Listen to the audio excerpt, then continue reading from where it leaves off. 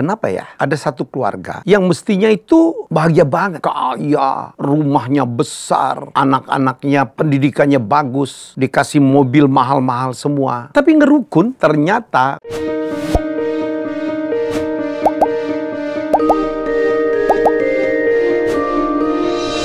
Saya pernah dapat cerita ya dari almarhum psikolog yang merupakan guru saya, Sartono Mukadis.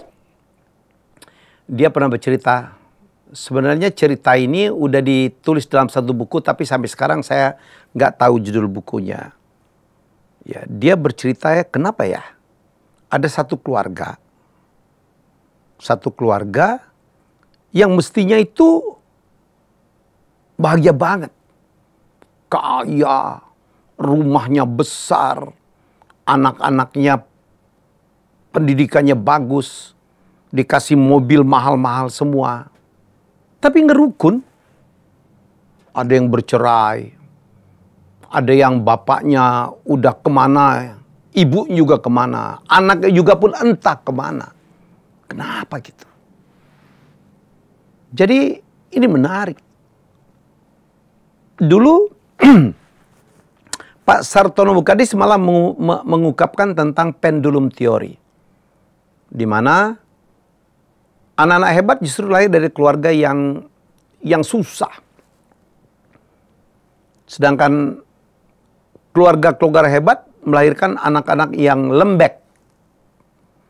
Lembek, kadang-kadang juga nggak sopan, nggak punya motivasi, kasar, sombong. Kenapa ya? Para bapak ibunya baik-baik aja. Dan Sartono Mukadis menceritakan tentang dulu ada seorang selebriti, sukses banget. Sukses banget. Kaya raya, jobnya banyak, bisnisnya bagus. Rumahnya besar. Dan anaknya diberikan kamar sendiri-sendiri yang besar-besar. Ada TV di sana, zaman dulu masih TV, masih top. Ada jaringan telepon sendiri-sendiri, ada internet, tetapi istrinya menuntut cerai. Ya, berantakan rumah.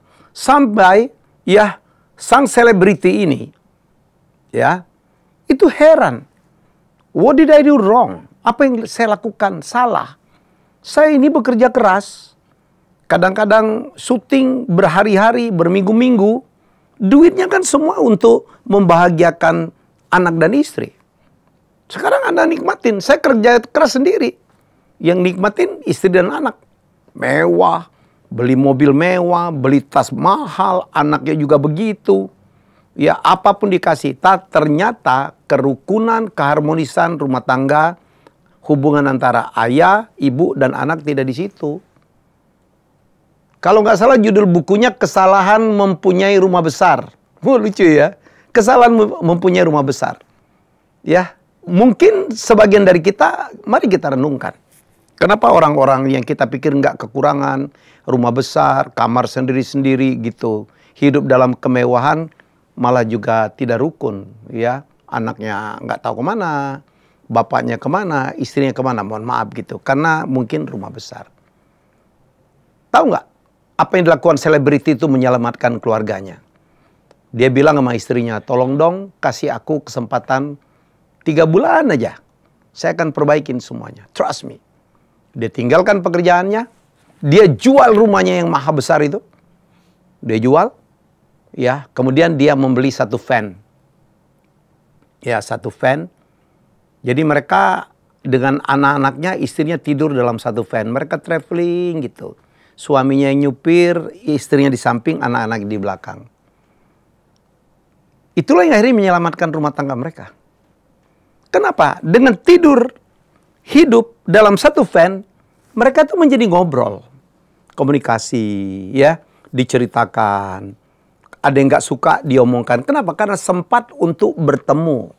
Rumah besar, dengan kamar sendiri-sendiri, itu menyulitkan mereka komunikasi. Teman saya ada tuh, ya.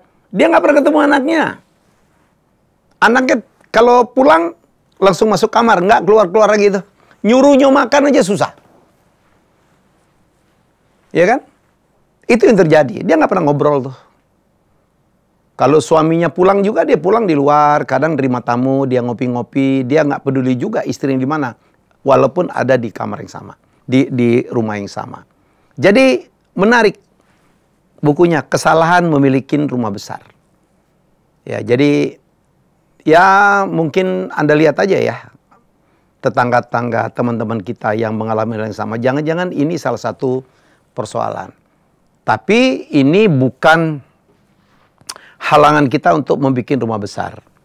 Saya juga di rumah sekarang ya belajar dari cerita ini, walaupun rumah tidak kecil tapi saya tidak boleh ya di dalam kamar anak saya itu ada TV. Dulu masih zaman TV.